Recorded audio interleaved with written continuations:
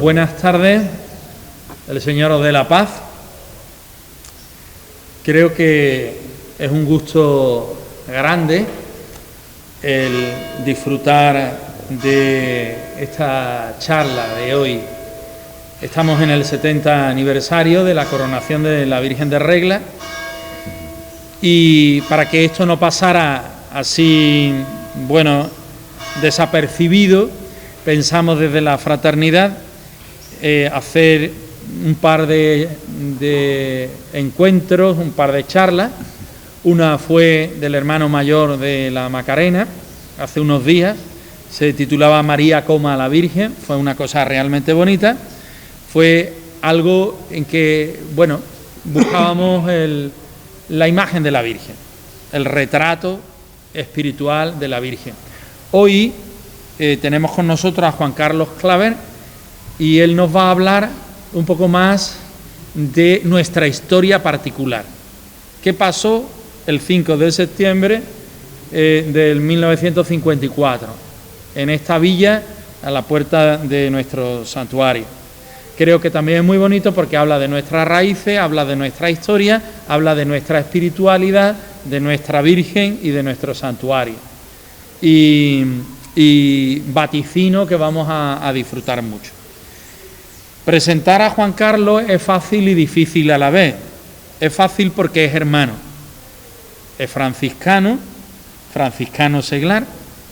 Él hereda de su padre este gusto y regusto por esta casa y por estos frailes, y a lo largo de su vida camina con nosotros de muy distintas maneras. Yo voy a hablar de los 10 años que llevo en Chipiona, en los cuales él pues se autoproclama, y yo así lo acojo, como mi vicario secular, porque entre los dos hacemos muchas cosas, entre los dos nos informamos y entre los dos hacemos historia de salvación común, historia de franciscanismo común. Como es mi vicario secular, pues yo siempre que tengo algo le pregunto y él me indica y me aconseja. Entonces, cuando preparábamos las charlas, evidentemente tuve poco que pensar. Dije, estoy buscando a alguien de la villa. Evidentemente no podemos buscar a alguien que estuviera y que tuviera una cierta adultez, porque nos metíamos en los 90 años, 70 años de coronación, y qué menos que 20 años, pues nos metíamos en 90 años. Teníamos una persona que lo podía hacer, que es Amalio González, pero Amalio González dijo redondamente que no, porque él ya no se encuentra. Entonces, evidentemente, todos los ojos, por lo menos los míos, miramos a Juan Carlos. Como no le pregunté si quería hacerlo, pues él no tuvo que responder. Lo ha hecho y aquí estamos. Entonces, agradecerle este trabajo, que yo sé que lo ha disfrutado muchísimo, y a vosotros deciros que disfrutemos de su trabajo y de su exposición en estos minutos que van a venir. Gracias, Juan Carlos, por estar, por ser, por acompañarnos y por el servicio que esta tarde la casa y la fraternidad te piden. Yo os pido que le demos un aplauso.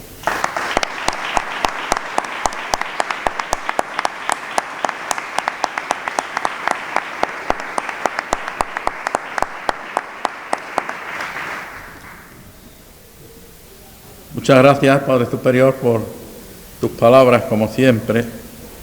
Gracias al señor alcalde por su presencia y a tantos amigos como veo aquí que hoy han querido estar con nosotros.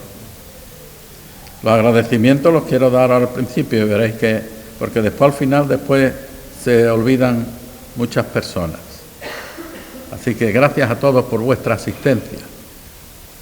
Cuando el Padre Superior me estaba hablando de un poco de este tema, pues él me dice, pues ya te voy a medio verano, porque esto tiene un trabajo y no sabe, Padre Superior, cuánto he disfrutado con tantos datos como he llegado a manejar de la coronación de nuestra querida Virgen de Regla a través de todas estas cosas que he estado viendo todos estos meses o todas estas semanas. Así que las gracias no me las des tú a mí, que te las doy yo a ti. Gracias. ¿Estamos de acuerdo? Y ahora vamos a empezar con esta charla diciendo así. El pasado viernes 2 de agosto tuvo lugar, me voy a poner ya estas antiparras, como decía mi abuelo, que habitualmente no las uso, pero hoy creo que me vienen mejor. El pasado viernes 2 de agosto tuvo lugar la presentación del cartel y de los actos de las fiestas en honor a Nuestra Señora de Regla en el santuario. Yo ya tenía un encargo, no hacía muchos días, del Padre Superior para escribir algo sobre la coronación de la Virgen.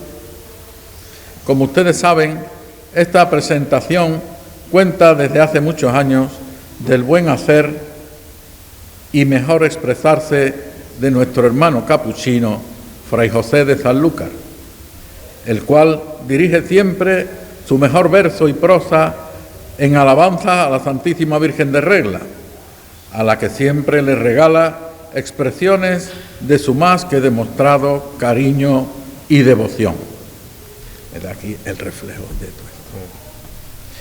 Pero este año, y muy especialmente, hacía hincapié en la circunstancia de concurrir el 70 aniversario de la coronación canónica de Nuestra Señora de Regla el día 5 de septiembre de 1954, llevada a cabo por el excelentísimo señor don Pedro Segura y Sáez, cardenal arzobispo de Sevilla. Hacía una glosa de las maravillas religiosas conseguidas, de la demostración del multitudinario cariño del pueblo llano y de las personalidades de allende todos los lugares que se habían congregado en torno a la Morenita, que convirtieron este acto en uno de los acontecimientos religiosos sociales más importantes de la segunda mitad del siglo XX en Andalucía.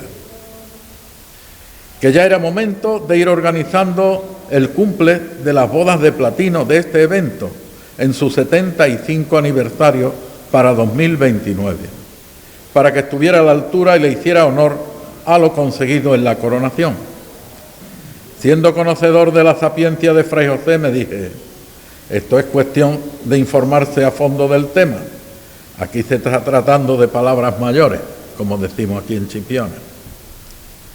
Me dirigí en busca de datos e información donde sabía que podría encontrarla.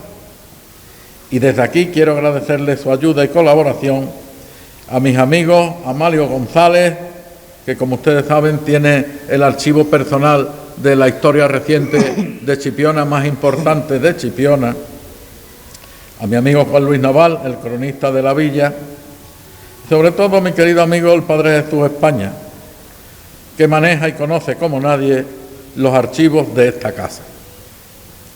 Y efectivamente, a raíz de los documentos que he tenido la suerte de estudiar, os puedo garantizar que fue un evento grandioso y que extractadamente, por la cuestión del tiempo, trataré de llevar a ustedes de la mejor manera posible. No quiero comenzar sin antes felicitar desde aquí al hermano mayor de la Hermandad de la Macarena de Sevilla, don José Antonio Fernández Cabrero, por la magnífica charla que nos ofreció en este mismo lugar el pasado 9 de agosto sobre María, la Virgen, digna de cualquier congreso mariológico, y que declamó con una sencillez, actualidad y frescura que hizo la delicia de todos los asistentes. Y por eso yo me atrevería a pedir hoy en la lejanía otro aplauso para él, porque se lo mereció.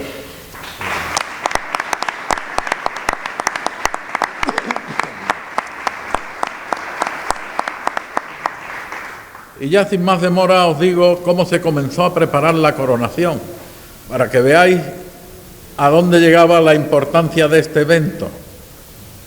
Que pensamos, bueno, el día 5 de septiembre de 1954, las intenciones y deseos generales que desde hacía mucho tiempo se venían abrigando en torno a este tema se hicieron públicas por primera vez en la inauguración de la restauración del Humilladero el día 2 de agosto de 1948, 6 años antes.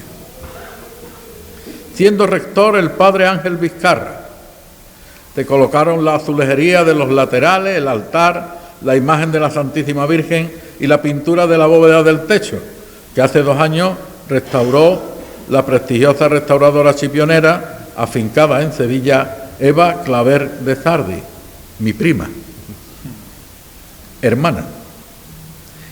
Este año fue prolífico en muchas cosas, pues no hay que olvidar que en el mes de noviembre de ese mismo año se inauguró la gran obra de los franciscanos con los niños de los campos de Chipiona. La escuela capilla del Pinar de Peritanda en la finca de Caballero, exactamente en noviembre de 1948. Con la iniciativa y el empuje del padre Francisco Juárez, la ayuda de toda la comunidad y el apoyo económico imprescindible de la Fundación Luis Caballero, a cuya costa corrió la obra necesaria para la escuela, la casa de la maestra y el sueldo de la misma durante los 25 años que duró su funcionamiento. Allí se impartieron clases a 75 niños por curso en horarios de mañana y tarde. Se vinculó a esta fundación con las obras sociales del santuario a través de la persona de su presidente, don Luis Caballero Noguera, el cual sería un puntal muy importante en la organización de la coronación, como ya veremos.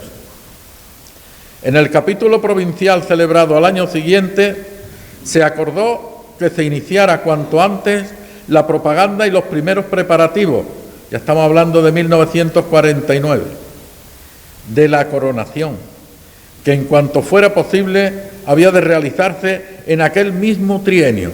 El capítulo quería que se hubiera hecho entre 1949 y 1952. Pero por mucho ímpetu que le pusieron, se dieron cuenta que era una cosa excesivamente gorda y que no iba a ser posible en tan poco tiempo, de aquellos tiempos, porque estamos hablando ahora, y yo siempre cuando comento estas cosas digo que hay que traspapelarse a aquellos tiempos. Ustedes se imaginan al Padre Superior ahora que tiene un móvil, que ahí le cabe todo, y tiene 20 WhatsApp funcionando, 20 llamadas inmediatas a cualquier lado del mundo. El Padre Bernardino Serín Jáuregui, que era el rector en su momento de todas estas cuestiones, para organizar todo esto, se llevaba todos los días pegado al 25. ¿Ustedes sabéis lo que era el 25? El teléfono del santuario, el número 25. Y era cuando se descolgaba el teléfono y estaba en la pared y se salía una señora operadora en Chipiona, Belén o la Julita. Sí, dígame, padre, porque ya sabía que era el santuario cuando veía que era el 25. Necesito una conferencia con Sevilla, urgente, por favor. Padre Bernardino, 3 horas de demora. Ustedes saben lo que era esto, ¿no? Que hasta dentro de 3 horas no podían hablar. A ver si se la consigo en 1 hora. Y allí pendiente de que yo lo llamo. Fijarse cómo eran las cosas, cómo eran las cosas en el año 1954. No pudo ser en ese trienio. De este capítulo, sin embargo, surgieron nombres decisivos dentro de la orden para los temas de la coronación, por su implicación en la misma, como fueron el padre provincial Agustín Zuloaga y el nuevo rector, padre Antonio Baltuille, que fue el gran impulsor de estos 3 primeros años desde el santuario. Porque no hay que olvidar que aparte de todas estas personas y todo esto que vamos a hablar aquí, el empuje importante de toda esta cuestión lo dio la orden franciscana, no solamente a nivel de este santuario, ni a nivel de la provincia en aquellos momentos, que era la provincia de Granada de Nuestra Señora de Regla, sino de la orden franciscana en general en España. Se hicieron muchas de las mesas petitorias que se prepararon en Chipiona en casi todos los conventos de Andalucía y Marruecos. Por eso os digo que la orden franciscana estaba implicada desde el primer momento en la coronación de la Virgen de Regla. En el año 1951, en el que nací yo, vio la luz pública el primer número de la revista bimensual El Santuario de Regla, como un órgano de divulgación de este evento que dirigía el padre José Martín. Si bien el anuncio oficial de la coronación no se llevó a cabo hasta el número correspondiente a los meses de julio y agosto de aquel 1951.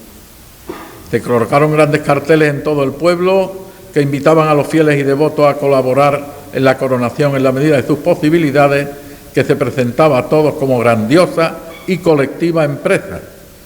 Inmediatamente se organizaron las primeras juntas pro coronación en muchas localidades para recaudar fondos, estando al frente de todas, como primer rector del santuario, el padre Baltuille. Y la Junta Rectora Ejecutiva pro coronación de la Virgen de Regla en Chipiona estaba compuesta como presidente por el padre Antonio Baltuille, rector del Colegio de Regla.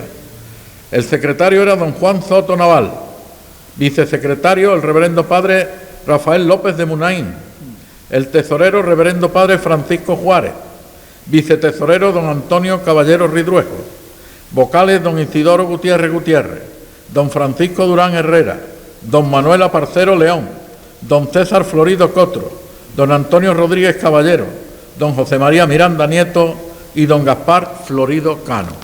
Estas eran las personas que componían la Junta Pro Coronación de la Virgen en Chipiona. Como esta, como ya os he dicho, se hizo en casi todos los conventos y todos los pueblos de la cercana Andalucía y Marruecos.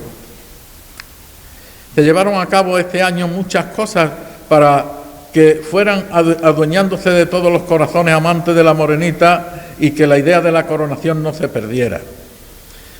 Se hacían actos en el Colegio de la Divina Pastora, en el cine principal, en el santuario aquí, los estudiantes, en el salón de actos que estaba ahí, de los estudiantes, que entonces gloriosamente eran 50 o 60. También se ofrecieron funciones. Y en el verano de 1952, fijarse cómo van haciéndose las cosas y pasando los años y trabajando el asunto, porque todas las juntas seguían pidiendo para la coronación de la Virgen y llevando a cabo todas estas cuestiones. La revista del Santuario de Regla no se paraba cada 2 meses de dar noticias y tenían una gran cantidad de anuncios de todas las bodegas de la comarca de Jerez. Me acuerdo muchas veces que mi amigo Juan Luis comentaba de la cantidad de bodegas de Chipiona. Lo menos 20 se anunciaban en el librito del Santuario de Regla, bodegas de Chipiona. Pues el verano de 1952 quedó absorbido por 2 actos cumbres, además de otros de menores proporciones. El primero, la gran corrida de toros, cuyo éxito se debió a la magnífica organización de don Luis Caballero Noguera, que logró incluirla en el cartel de los festivales de verano de la Plaza de Toros del Puerto de Santa María de primera categoría. El día 3 de agosto, en pleno cogollo de estas corridas de verano. Y llevó a cabo los contactos con los ganaderos y los toreros. Fijarse la calidad. Para la misma regalaron ejemplares soberbios de sus acreditadas ganaderías el Marqués de Casadomé, el Marqués de Villamarta, don Luis Osborne, don Joaquín Pareja Obregón, don Antonio Urquijo y don Fermín Borges. Los espadas fueron Rafael Ortega, Manolo González y Pepe Luis Dominguín. Como se ve, ganaderías de primera clase para 3 de los mejores toreros del momento. Una gran corrida para un gran fin que culminó con un lleno hasta la bandera. El segundo hecho relevante de aquel verano de 1952 lo constituyó la inauguración de la gran tómbola pro coronación, también coordinada por don Luis Caballero, que funcionó aquel verano y el de 1953. Y hay una reseña de esto porque fue tal el éxito económico de esta gran tómbola que superó todos los cálculos previstos. Los devotos de la Virgen regalaron en abundancia muchos de los objetos que eran los premios de esta tómbola, viéndose así reducidos los gastos al mínimo. El ayuntamiento ofreció libre de impuestos el sitio y grupos muy nutridos de señoras y señoritas convenientemente distribuidas acudían cada tarde y cada noche por turno a ofrecer las papeletas. En septiembre de aquel año tiene lugar un hecho relevante en la marcha de la coronación. De nuevo se celebra capítulo en la provincia franciscana, que vino a modificar los cargos, siendo nombrado a partir de entonces rector del santuario el padre Bernardino Ocerín Jáuregui, que fue el verdadero baluarte hasta que ya se culminó con la coronación en 1954. Él pasó a ser presidente y director de todas las juntas pro coronación que estaban establecidas.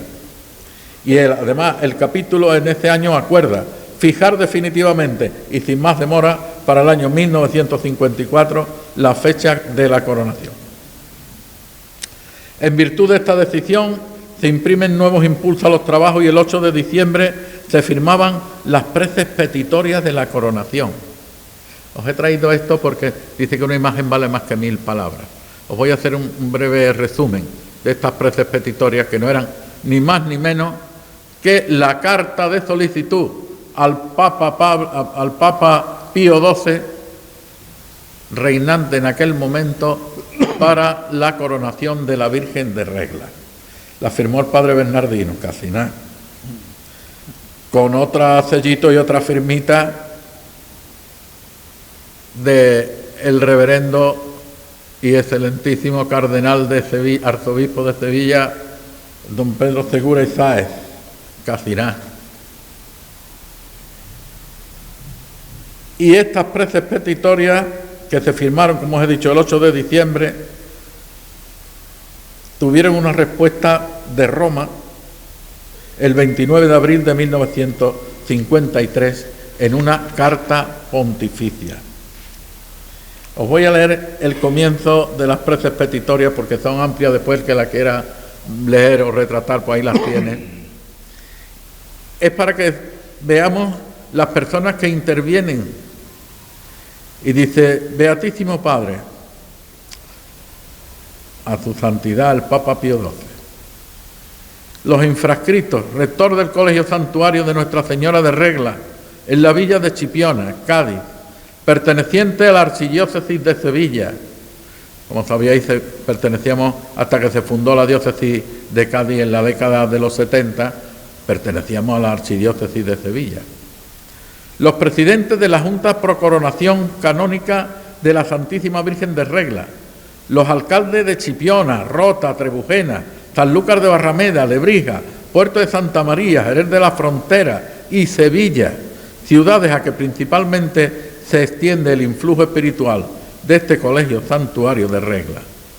Los serenísimos infantes don Alfonso y doña Beatriz de Orleán, egregios devotos de la Virgen de Regla, el ministro provincial de la provincia de Granada de Nuestra Señora de Regla, amparados en la poderosa intervención del excelentísimo y reverentísimo cardenal arzobispo de Sevilla, señor Pedro Segura y Sáenz, con la debida reverencia y filial devoción a vuestra santidad exponemos. El exponendo no digo nada.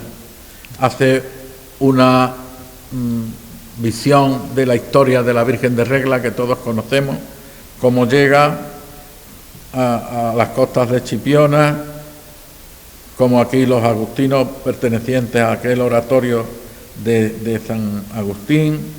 Posteriormente habla de cómo fue enterrada y vuelta a encontrar 600 años después por un canónigo de León. Después de esta situación, cuando se encuentra, se extiende la devoción de forma maravillosa y rapidísima, no solo por Andalucía, sino en toda España y Portugal, hasta que en una procesión que se hizo en el año 1588 acudieron 80.000 peregrinos. En su honor se levantaron altares en ciudades Rota, Sanlúcar, Jerez, Sevilla, Écija, Medina, Oviedo, La Habana, Islas Canarias, Brujas, Bélgica. Le hacía un resumen de todo lo que era la historia de la Virgen de Regla, como os digo. También cómo llegan los franciscanos después de estos siglos de haber sido custodiadas por los padres agustinos, cómo llegan los franciscanos a este santuario de la Virgen de Regla con la intervención del grandioso padre Lerchundi. Todo esto que veis es la carta de petición.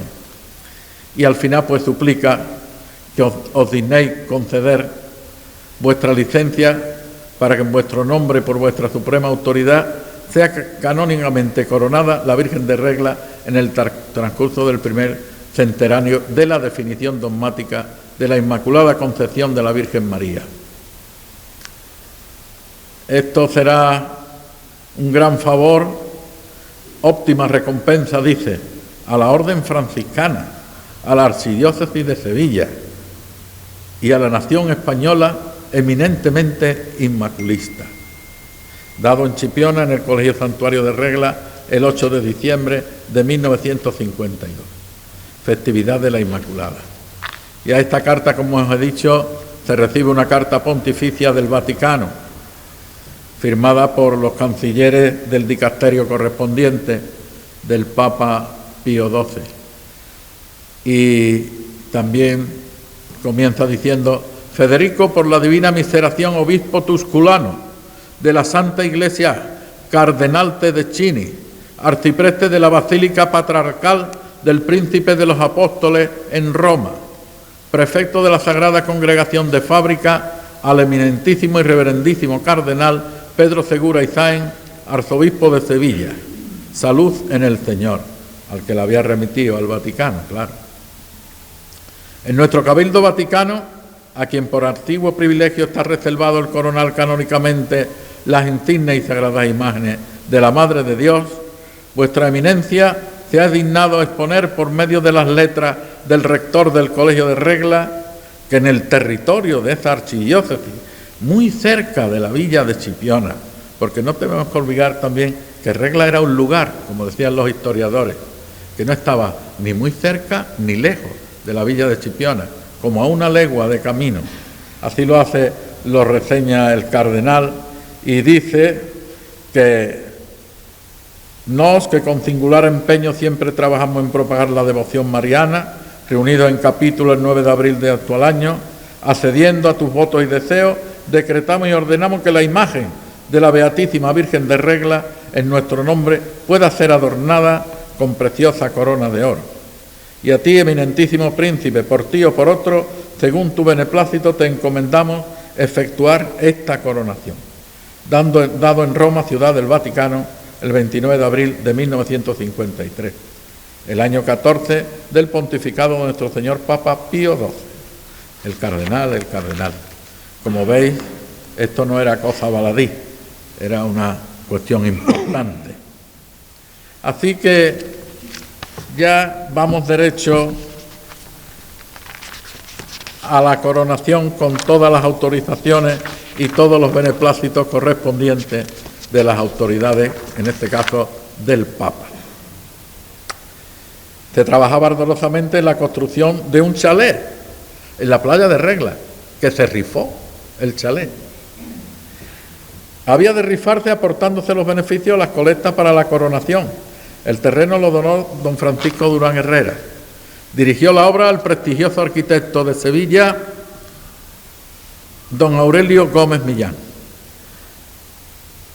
persona que se distinguió como colaborador de esta casa en varios de los trabajos de la coronación, como la nueva solería del templo, del santuario y otros como el diseño del monumento al padre José Lerchundi y el proyecto de las nuevas escuelas Virgen de Regla. También intervino en el chalet el perito don Antonio Escobar y las obras las realizó don Manuel Jurado, un contratista local. El agraciado fue el poseedor del número de la papeleta que coincidió con la Lotería Nacional del 15 de diciembre de 1954. El número, si hay por ahí amantes de la lotería, fue el 43.908, por si lo queréis apuntar y comprar. Le tocó a un señor de Trebujena. Sabemos el nombre, pero como ahora está el tema de la protección de datos, pues no lo podemos decir. Pero sabemos el nombre y el señor de Trebujena. El número también lo hemos dicho, así que ya lo sabéis. Al terminar el verano de 1953 se iniciaron los trabajos preliminares para la realización de la corona, que era lo fundamental en este tema como objeto. Ya se contaba con una buena cantidad de donativos y se nombró una comisión artística que formaron el eminente crítico de arte, vicerrector de la Universidad de Sevilla, don José Hernández Díaz, el arquitecto don Aurelio Gómez Millán y el catedrático y después rector de la Universidad de Sevilla, don José Antonio Calderón Quijano, que también colaboró con esta casa en otras ocasiones, como la de la gestión para la asignación de los grados de profesional y maestría industrial de las nuevas escuelas Virgen de Regla. Se invitaron a diversas casas especializadas de orfebrería religiosa a que presentaran sus proyectos y presupuestos. Después del estudio del detenido examen, se falló a favor del presentado por don Manuel Seco Velasco, titular de uno de los talleres más conocidos de Sevilla, con más de 47 especialistas en su plantilla de trabajadores. Así llegamos al año 1954, donde ya las obras de renovación de la iglesia del santuario habrían de proseguir ininterrumpidamente hasta la coronación. En el mes de mayo se recibió la respuesta afirmativa del destacado poeta, escritor, orador y dramaturgo, excelentísimo señor don José María Pemán, a la invitación que a través de la marquesa de Casadomé se le cursara a fin de que corriera a su cargo el pregón de la coronación. Y por entonces ya se fijó detenidamente con el señor cardenal Segura la fecha de la coronación para el 5 de septiembre del 1954. En 1954 pues se estaban terminando todas estas obras en el santuario que os comentaba anteriormente. Eran dos reformas principales, que eran las colgaduras de telas de Damasco que cubrirían los anchos muros del presbiterio y el nuevo enlosado de mármol con su zócalo correspondiente, la pintura de los ventanales superiores, así como las columnas y los capiteles, que se extendió a todo el templo. Se instalaron las cornisas de donde penderían las colgaduras y que se habían encargado a juego con el gótico del retablo. Colocadas las nuevas colgaduras de excelente Damasco, que hace un par de años el Padre Superior las ha renovado, o sea que estaban ahí esas telas desde 1954. Realmente eran buenas, eran muy buenas. Se instalaron las nuevas colgaduras, se les pusieron unos tubos de luz fluorescente para mayor vistosidad, y estas obras duraron 2 meses y medio en el presbiterio. Todos los gastos, tanto de coste como de instalación, corrieron a cargo de don Francisco Durán Herrera de Chipiona. Se iniciaron posteriormente las obras de la solería y el zócalo, que se ejecutó en excelente mármol rojo y blanco, según el dibujo del arquitecto don Aurelio Gómez Millán, y materiales de los marmolistas de Jerez, don Rafael y don Antonio Valencia Rey. También se pensó en sustituir, si lo veis por ahí en alguna foto, el presbiterio tenía una verja de hierro forjado, muy parecida a la que hay en la parroquia, Pues se proyectó para hacerla, la de mármol de calado gótico, que ahí está también el trozo que queda. Y así llegamos a las fechas preliminares de la coronación. Pero antes quiero hablaros de una de las cosas que yo me quedo, que están ahí. Esta es otra de las cosas que tenemos los chipioneros. Están ahí, están en el museo de todos los franciscanos misioneros que han salido de esta casa, que mandaron sus cosas. Ahí están, y están estas cosas de la Virgen también. Y es una fundamental la corona, para que sepáis qué es la corona de la Virgen de Regla. ¿Cómo es la corona? La vemos allá arriba tal, pero no somos capaces de saber que tiene un estilo de la clásica escuela sevillana, donde no está ausente ninguna de sus típicas características. Si bien de la exagerada profusión del barroquismo apenas se percibe más que el prodigio de las filigranas. 7 meses tardó su elaboración bajo la dirección de don Manuel Seco Velasco y de sus 47 operarios. Ahora nos explicamos los acabados de la hechura, lo delicado de las líneas y el finísimo calado de las filigranas y la perfección milimétrica de cada uno de los detalles. Con 2 partes bien diferenciadas, el canastillo y el resplandor que la circunda. Un leve aro sostiene el canastillo de 6 octavas. En el centro y en la parte anterior, sobre esmalte azul, destaca la Inmaculada de Murillo. En la parte opuesta, San Agustín.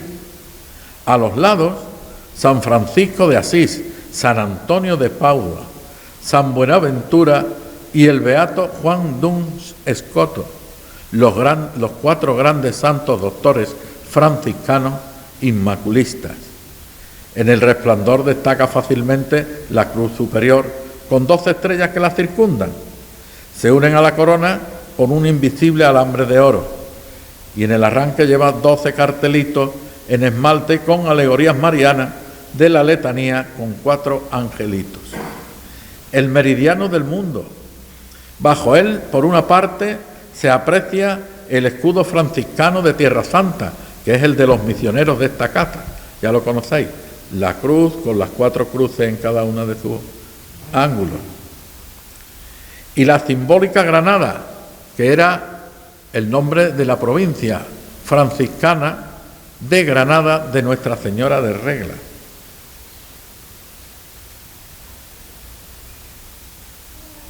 Y en la parte posterior, cómo no, el escudo de Chipiona. Es de ejecución finísima, delicadas líneas y elegantísimas proporciones. Reviste una sencilla sobriedad gracias a la muy sabia distribución de sus elementos.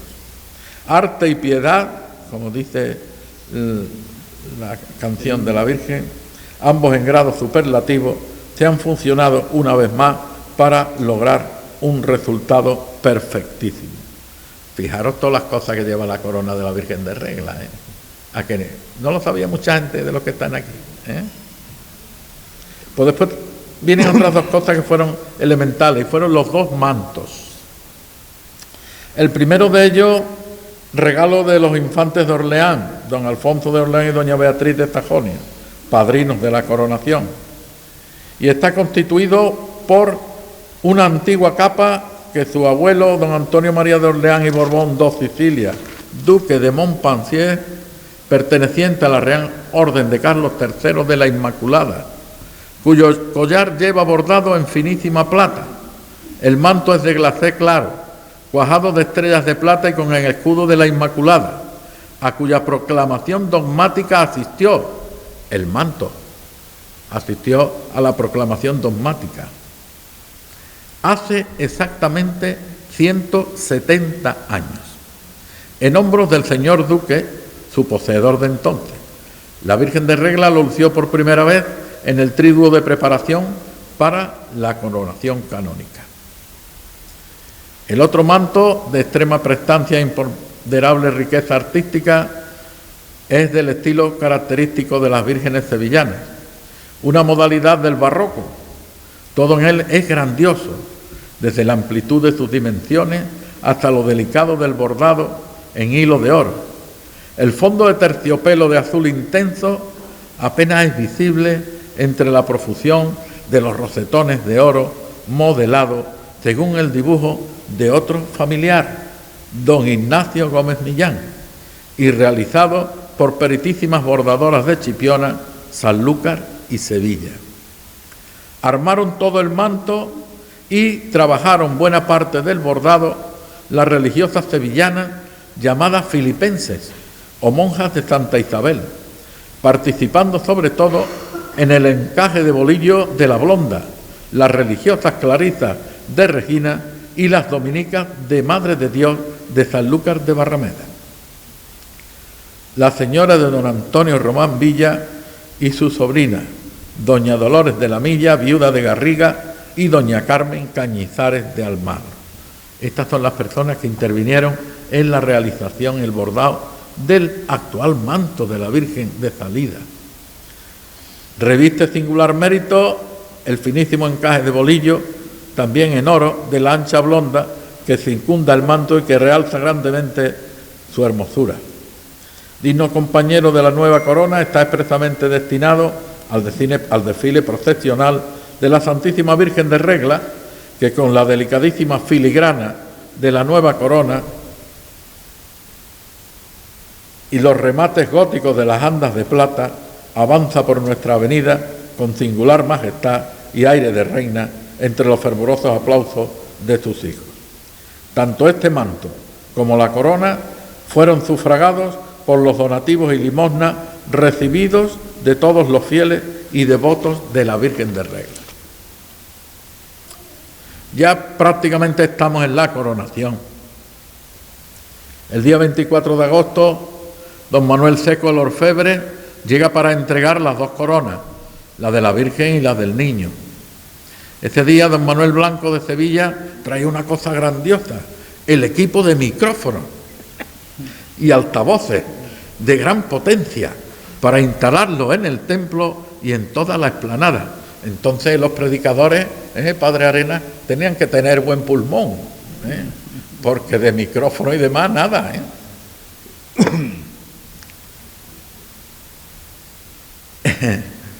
El día 28 se terminaron dieron de mano todos los que trabajaban en el santuario. Todos los trabajos, marmolistas, pintores, electricistas, y ya se vistió a la Virgen para el triduo que por primera vez lucía el regio manto de la Orden de Carlos III, que unos días antes habían regalado los infantes de Orleans. Al día siguiente hubo una cosa curiosa que fue la exposición pública de las coronas, 2 horas por la mañana y 2 por la tarde, que visitó una multitud inacabable, dice el cronista. El día 30, esto es importante, tuvo lugar una llegada muy esperada. 12 voces triples del Colegio Seráfico de Martos, acompañados del padre Félix del Buey Pérez, eminente historiador y cronista franciscano, además de experto en música, para reforzar la grandiosa echola del santuario, que teníamos una echola que precisamente a los estudiantes nosotros decíamos los coristas, porque siempre cantaban en el coro y siempre había unas voces privilegiadas. Tened en cuenta por los nombres que menciono de todo esto, que en aquellos tiempos la mayoría de los mayores, de los profesores, eran gente del norte, que cantaban magníficamente. Todavía los hay por ahí algunos, y enseñaban. Yo recuerdo que cuando celebrábamos en casa la Navidad, a mí me ha gustado siempre mucho cantarlo, sabéis los que sois mis amigos cercanos. No voy a cantar ahora nada, Mi mujer tranquila que no voy a cantar nada. Y cuando estábamos en las reuniones familiares de la Navidad, el día de Nochevieja, pues la cena se hacía rápidamente y tal, porque había que venir al santuario, a la misa del gallo, a las 12 en punto. No como ahora, Padre Superior, a las 12 en punto. Vamos perdiendo. ¿Qué es lo que ocurría? Pues que después, cuando se terminaba la misa y demás, se volvía a casa y era la hora de los turroncitos, el anís, la pandereta y todas esas cosas. Pero al santuario había que venir. Y yo, que tenía entonces 10, 11, 12 años, me quedaba patidifuso de escuchar a la chola del santuario, los coristas, las cosas que interpretaban en esa misa del gallo. Era espectacular. Entonces vinieron 12 tiples del Colegio de Martos, acompañada del padre Félix del Buey, para reforzar la chola del santuario, completándose así una coral de más de 50 voces de gran calidad. que bajo la batuta del padre Félix del Buey y acompañados al órgano por un estudiante de aquí, de teología, de esta casa, Fray Rafael Mota Murillo, que posteriormente algunos de los que hemos estado en el colegio de los franciscanos, el padre Mota, daba clases posteriormente en el colegio. Era un verdadero virtuoso de este instrumento. Pues estos hicieron la delicia musical de los miles de asistentes a todos los actos que se llevaron a cabo. El 31 por la mañana llegaron las flores para altar que había regalado la señora marquesa de Domé. Ahora las regalamos nosotros a todo el mundo, porque tenemos flores para dar y para tirar. Pero entonces no, era al revés, nos la tenían que traer a la gente aquí. Entonces lo que teníamos era muchas viñas, mucha uva y vino. Y ya así las cosas, estamos dispuestos a iniciar los festejos de la coronación, porque no fue sola y exclusivamente ese día del 5 de septiembre.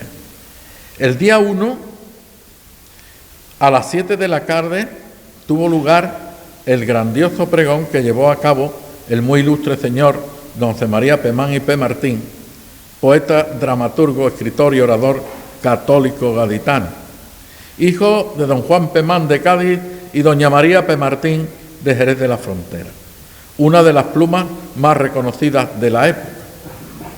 Para ello se colocó un pequeño atril con mesa incorporada en la zona de los predicadores del presbiterio, con micrófono en altura, conectado a los altavoces del templo y exteriores, y desde allí proclamó su pregón de pie y dirigiéndose a la Santísima Virgen, todo el tiempo que duró el mismo. En él, con magistral quehacer, dirigió frases poéticas de gran belleza a la Virgen de Regla, en un pregón vibrante que correspondió el público y las autoridades asistentes en varias ocasiones con un atronador aplauso. Porque hoy, decía, el sereno juzgar de la mente sucumbe ante las embestidas del entusiasmo del corazón. Y en Andalucía es señora la poesía, y el amor preside nuestra existencia y nuestra actividad. Una vibrante invocación final a la Santísima Virgen de Regla, y en los pliegues de su bendito manto quedó amparada España, el mundo y muy especialmente Chipiona, el pueblo de sus preferencias. A modo de referencia, me he permitido traer ante ustedes una breve oración de don José María. Y dice así: yo sé que estás conmigo, porque todas las cosas se me han vuelto claridad, porque tengo la sed y el agua juntas en el jardín de mi sereno afán. Yo sé que estás conmigo, porque he visto en las cosas tu sombra, que es la paz, y se me han aclarado las razones de los hechos humildes, y el andar por el camino blanco se me ha hecho un camino de felicidad. No he sido arrebatado sobre nubes, ni he sentido tu voz, ni he salido del prado verde donde suelo andar. Otra vez, como ayer, te he conocido por la manera de partir el pan.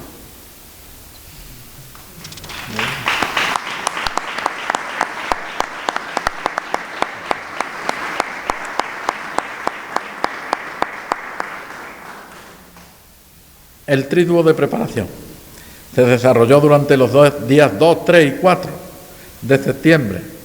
Comenzó con solemne pontifical que a las 9 de la mañana del día 2 ofició el excelentísimo señor arzobispo de Colombia, don Juan Manuel González Arbeláez.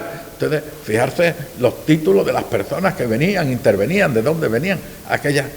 El padre Bernardino Cerín, pegado al 25, No era nadie el padre Bernardino, No era nadie.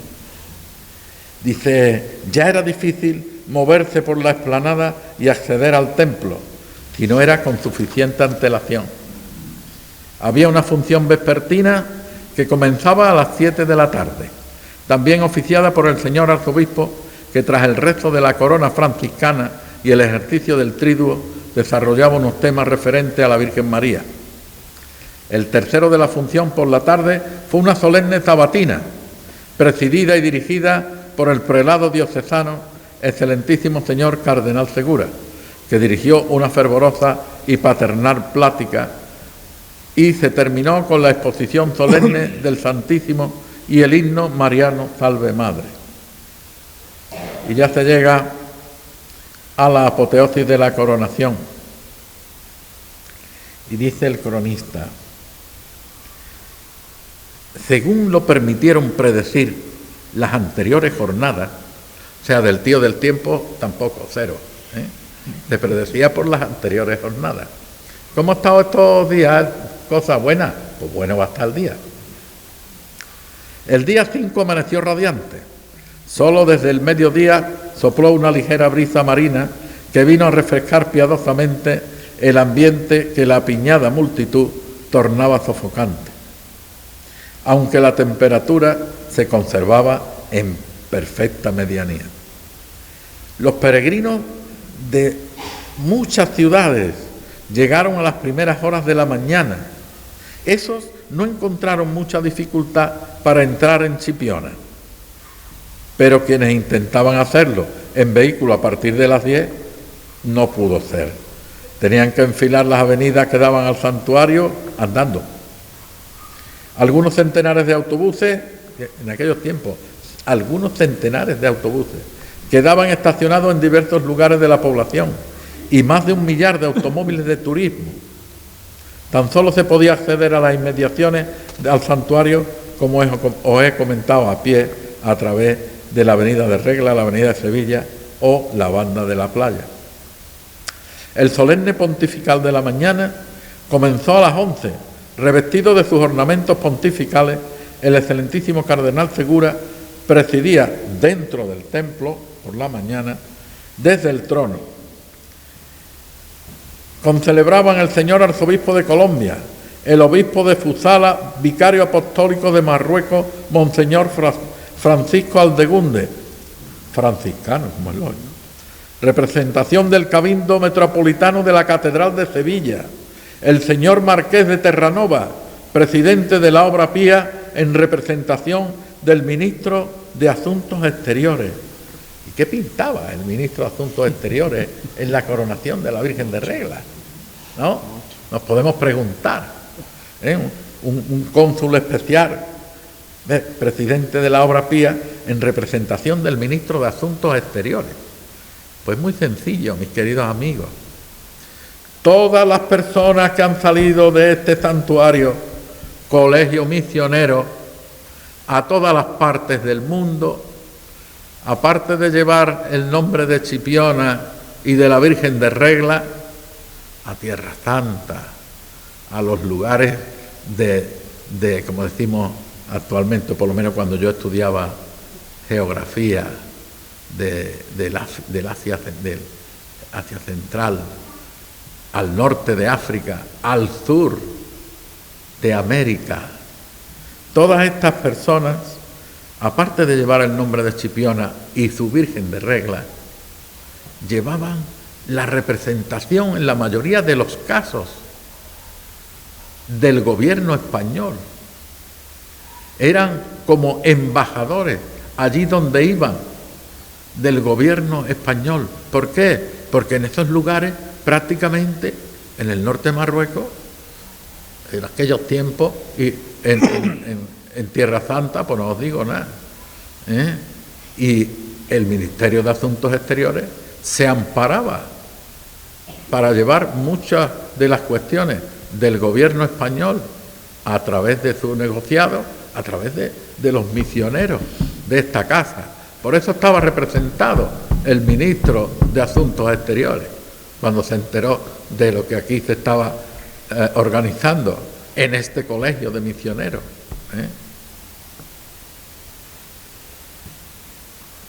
Estaban los infantes de Orleans, como es lógico, padrinos de la coronación, autoridades provinciales, locales y de todas las ciudades vecinas, oficiaba el muy reverendo padre provincial Agustín Zuloaga.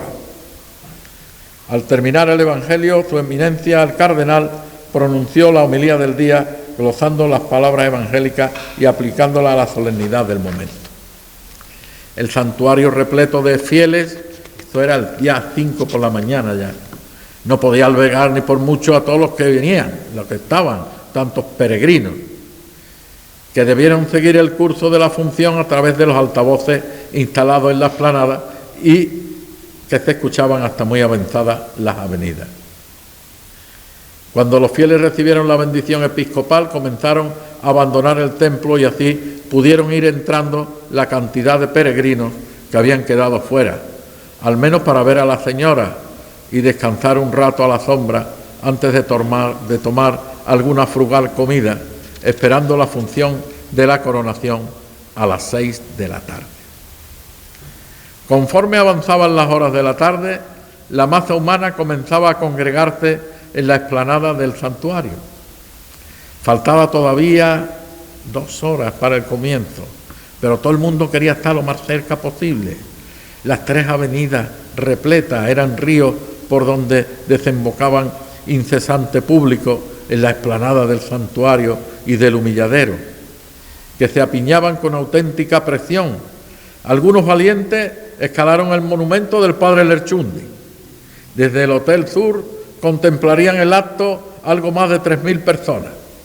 Todas las azoteas cercanas estaban ocupadas. Los pequeños parecían pajarillos y anidaban en los árboles de la explanada. Se calculaban hasta 70.000 personas. Cuando el reloj señaló las 6 de la tarde, la Virgen inició el descenso del altar. Grandioso, hermano capataz? Grandioso, el descenso del altar.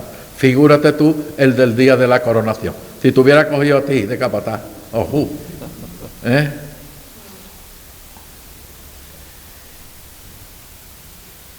Inició el descenso del altar y se asomó por la puerta principal al público, que comenzó a vitorearla para no interrumpir más sus aplausos.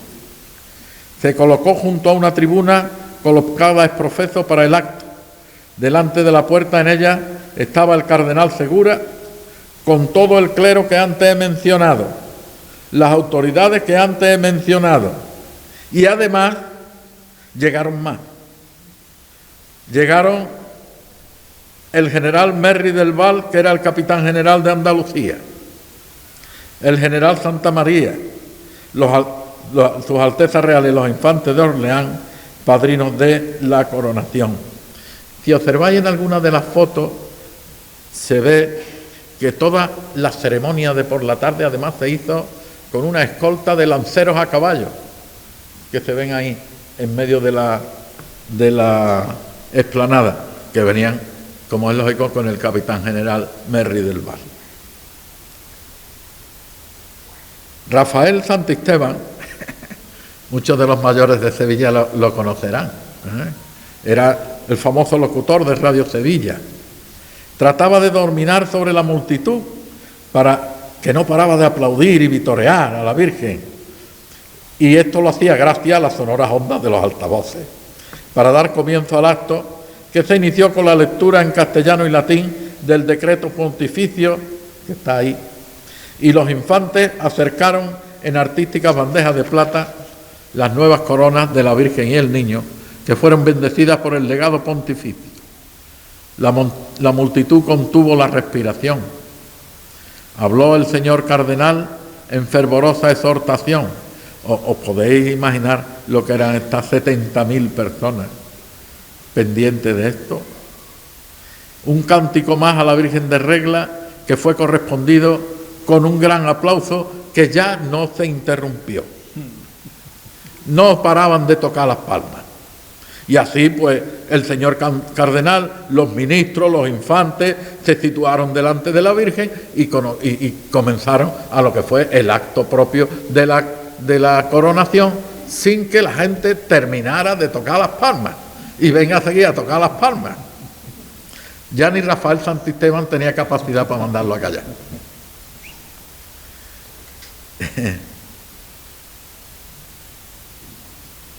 el señor cardenal al final se situaron frente a la imagen ya una vez coronada.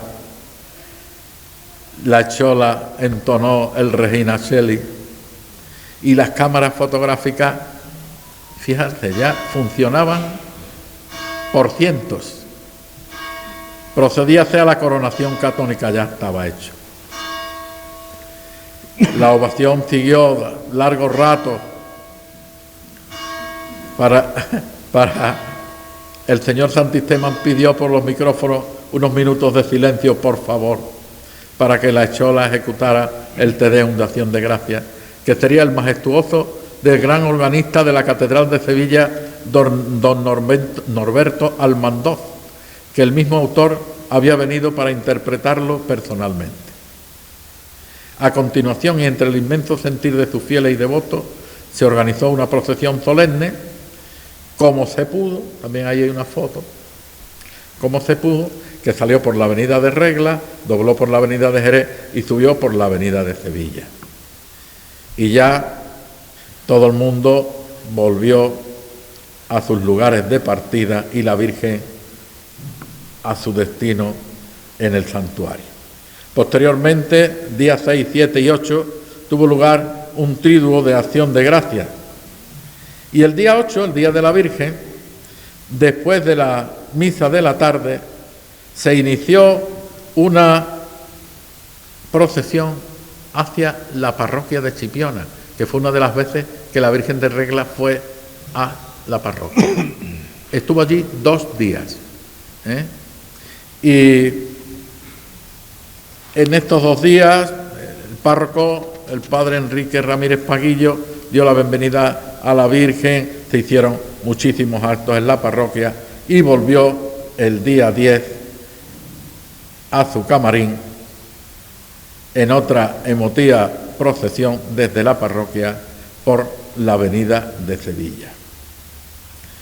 La Virgen de Regla, dice, terminó a reposar tranquila en su camarín después de los grandiosos actos realizados en su honor para la coronación y tan largos y triunfantes desfiles procesionales. Y en la augusta intimidad de su retiro sonrió satisfecha del entusiasmo desbordante que sus hijos en su honor habían derrochado aquella jornada. Así terminó todo lo que fue la coronación de la Virgen de Regla. Hay una cosa que ya os he querido transmitir en 2 o 3 ocasiones, y es el ponerse en aquella época, cómo se hicieron tantas cosas, cómo tantas personalidades tan importantes se adherieron a esta coronación de una virgen chiquitita que estaba en un monasterio no muy lejos, pero tampoco cerca de un pueblo que se llamaba Chipiona. Cómo se produjo aquella cantidad de cosas. Y yo creo que el reflejo más importante está en otro documento que yo he visto y lo he querido dejar aquí para hacer solamente una reseña. Y fue un reportaje que el padre Vicente Recio, un franciscano misionero en Marruecos, apareció este reportaje en el Diario de África y lo hacía el padre Vicente Recio, que vino con unos peregrinos de Tetuán a la coronación. Y dice su reportaje, entre algunas frases porque es más largo: caminos por mar y tierra, los viejos caminos prolijos de riesgo y fatiga. Fíjate lo que era también venir en el año 54 de Tetuán y de Tánger en los barcos que había entonces, No te digo nada.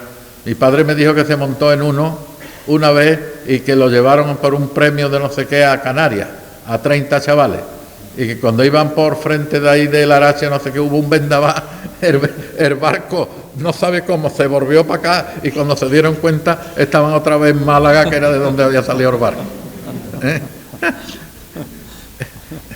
Pues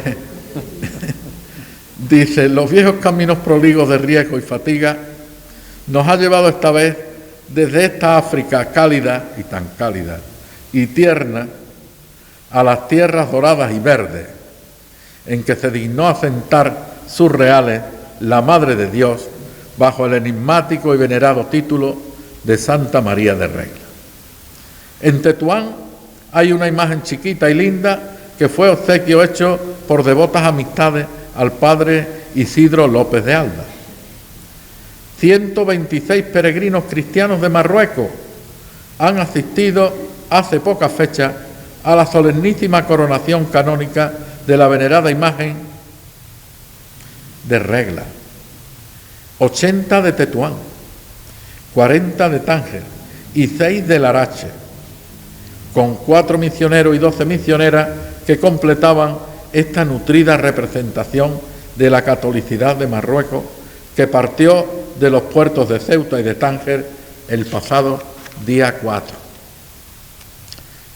Dice, ya detalla unos pocos aconteceres y dice, ya solo a 10 kilómetros Chipiona. Se divisa la gótica y esbelta torre del santuario. Otra vez la salve de Acción de Gracias.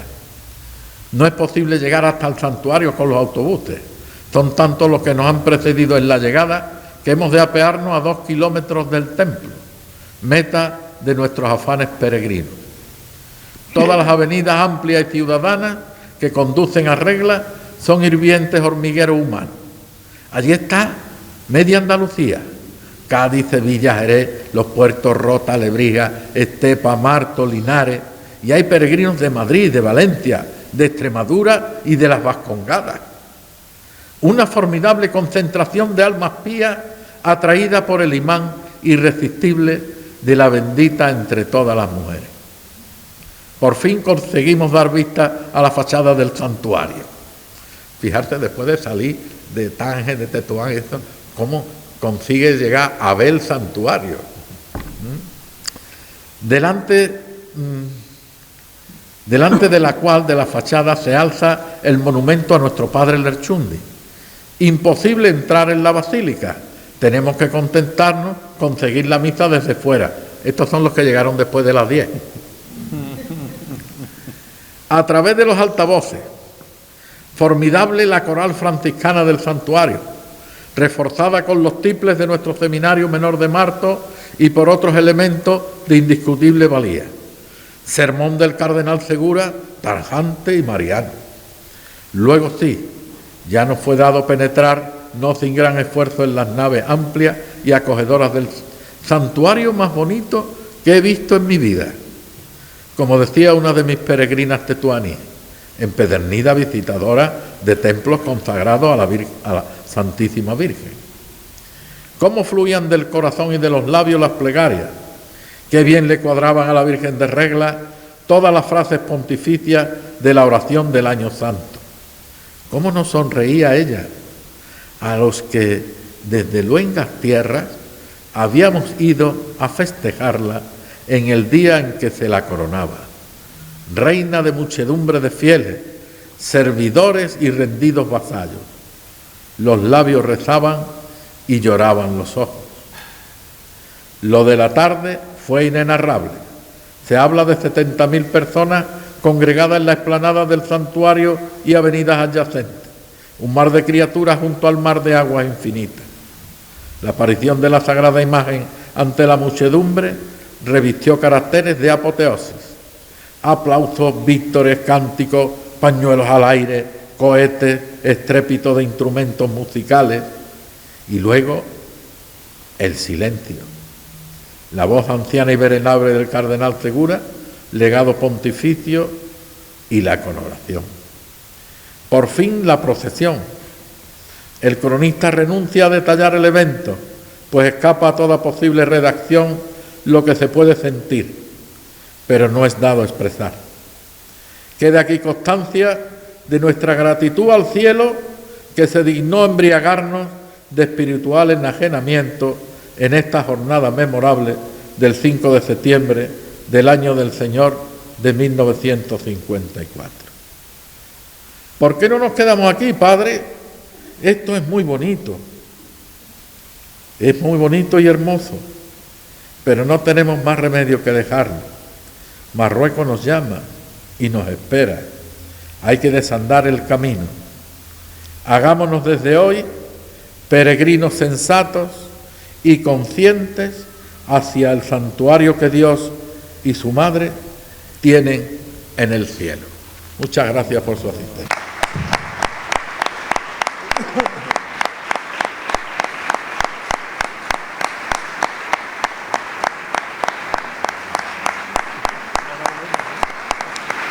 ¿Has cumplido objetivo? Justo.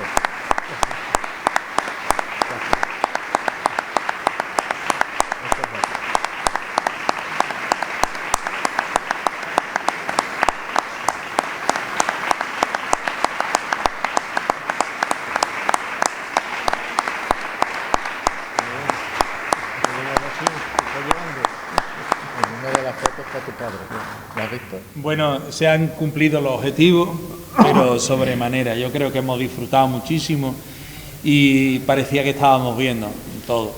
Decir solamente dos cosas. Una, que de esa Escola Cantorum, de los niños de Martos, el único superviviente que tenemos es el padre Onofre.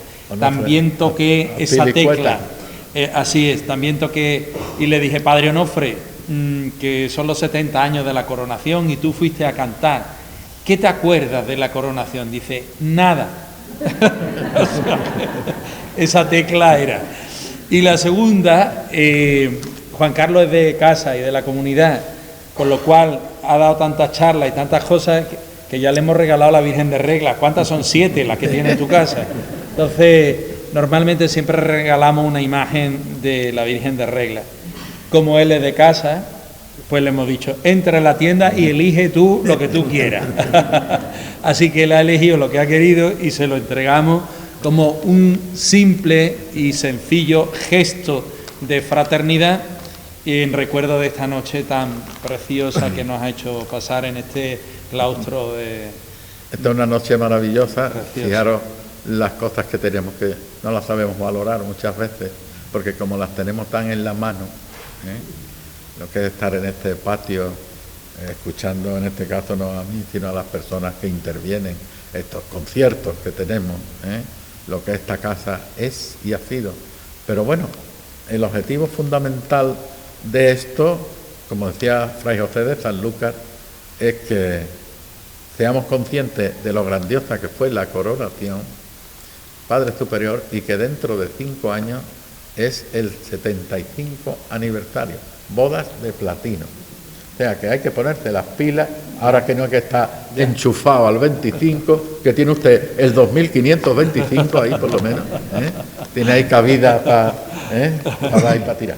Si estamos vivos y estamos en la casa, pues ya empezamos a hacer. Gracias por vuestra asistencia.